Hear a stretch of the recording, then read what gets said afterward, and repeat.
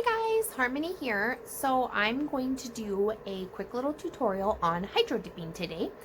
It's kind of crappy outside and I have a ton of cups that I need to spray paint, but I can't do that. And I don't spray paint in my house because the fumes are horrendous and I have pets and a child and a family in here. So we don't want to expose them to any VOCs.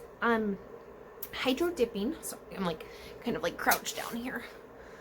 Hydro dipping. So for all of you who do not know what hydro dipping is, this is what it looks like. I just did this cup about 10 minutes ago. It's already dry.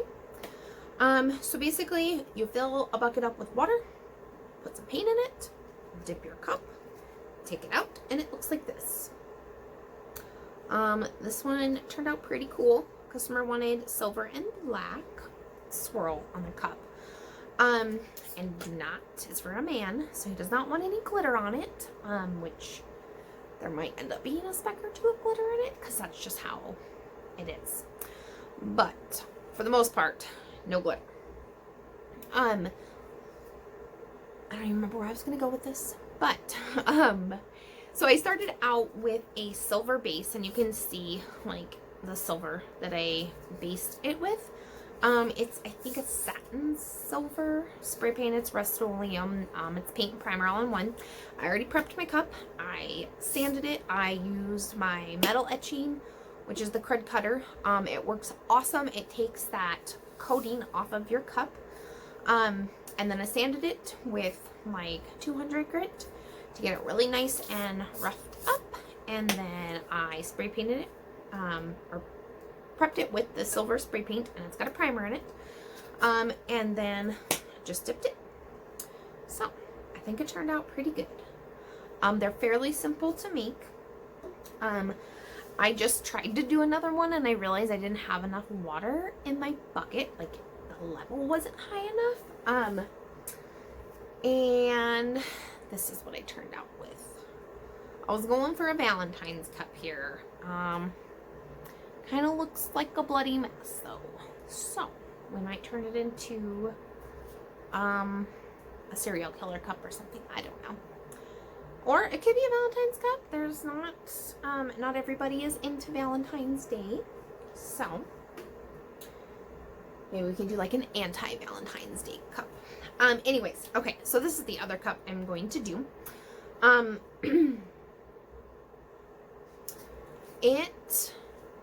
I've already epoxied it. It's glittered. I already epoxied it. Normally I sand my cups, but I'm super impatient because I just really want to do this. So we'll see if this works on a not sanded cup. Probably just gonna re-epoxy over it, obviously. So we'll see. This glitter is kind of special though, so it just looks white, but when it is put out or exposed to any UV, it's going to change to a pink glitter. It'll be a really light pink. It's not going to be like hot pink like my gloves, but it'll be a lighter pink. So I kind of wanted to just keep it simple on this one because there's already going to be a little bit going on with the glitter. So I'm thinking of just doing pink or maybe white. No, we'll do pink. I think so. Sorry, my legs are like falling asleep here. I have to sit down. Okay, so I'm doing this on my floor in my craft room. You can totally do this inside. During the summertime, I do it outside, and it is fine. It's not really that messy. I do spill a little bit of water, so I've put some newspaper down, and I have paper towels down here. And I do have my heat gun just to like get some of the excess water off of the cup. A air compressor would be better to blow that water off. But I haven't really had any problems doing it this way. So the paints that I use are the Easy Marble Marabou paint. And this is what it looks like. Sorry, it's not gonna, there we go. This color is rose pink. So I think this is what I'm gonna go with. You have to shake these up pretty well, and you have to be quick with it, because the longer it sits in the water, it gets all jacked up.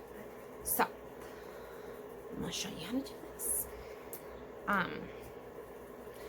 And yeah, normally I do it outside, but obviously in Montana in the winter, it's not ideal conditions. We actually haven't had a ton of snow. It's snowing right now, but it's not going to stick. I'd be okay with the rain. Okay, so got it all shooken up. I think I was going to go white with it too. I'm going to do some white. White will totally show up on the white cup. It'll look kind of different. So we're going to shake them up really good.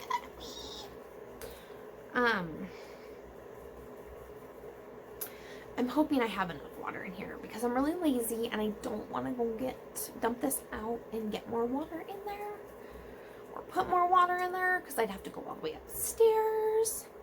So we're not going to do that. Okay, so let's tip you down and I'll show you what I got here. Okay, so we have, these are all of the paints that I have. I just bought the whole pack of them. I have used only like a quarter of them. I mostly use black and white. Those are probably the main ones that I always use. Here's my bucket of water. I think it's a 3-gallon. You can see I've hydro dipped in this before. Normally I have my water up to about here, and it's like an inch lower. An inch or two lower than I normally have it, and I don't know why I did that. I'm an idiot. I'm using a 20-ounce cup.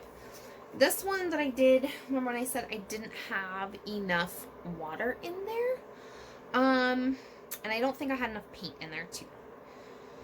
Sometimes I think that I am going to need a lot of paint, and then other times I don't put enough in there. It's totally a learning process. So it's whatever. And these will, no two of these will ever look the same.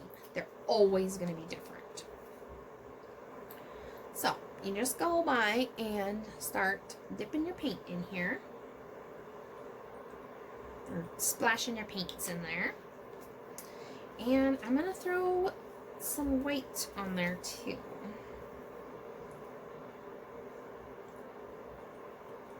This is actually going to be a special cup. It is not going to be a cup that you're going to want to drink out of.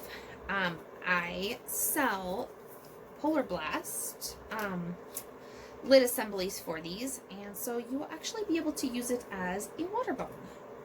And I will do a separate video on that. So, after I got my paint in here, I'm going to want to do a quick little swirly swirl. Now I'm probably going to want to put more paint in there.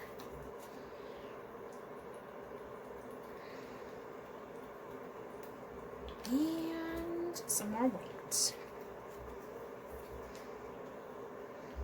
And this stuff does have a little bit of a smell to it, but it's not bad. Not like spray paint. And I don't think I mentioned that, but you can use spray paint in here instead. You just spray it on the surface. I prefer this though. It's much easier. Okay. So now, what we're going to do is I have my cup on what I'm going to put it on the turner with. It's just easier to hold that way.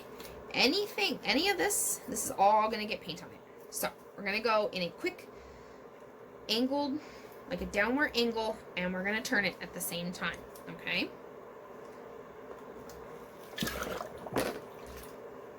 And boom. Oh, see? And that's the messy part, is pulling it back out. I need a bigger bucket, honestly.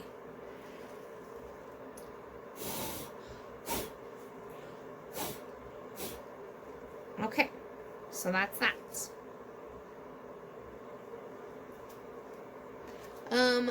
It's okay. I don't particularly love it, but it's not the worst. I think I will probably end up doing another layer on top of this. And that's kind of cool. See how it did that? And you want to try to get the water off of this as quickly as possible. So, like I said, air compressor. I have one, I don't want to go get one. So, my solution is just do that. I'm just kidding. I use the heat gun. So, I will quickly just, enough to blow the big drops of water off of here. And, I'm sorry, can't see what I'm doing. Just enough to get the big drops of water. That's it.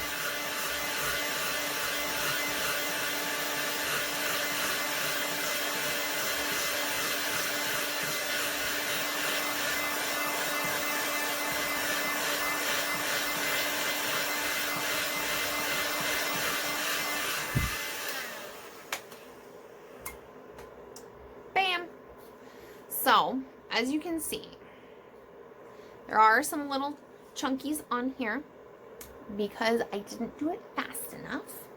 Oh, also, I didn't do this, and you should. But when you take your cup out, give this, like before you take the cup out, like still leave it submerged. And you want to do this, and that gets all of the paint off of there. Now see, that is the paint.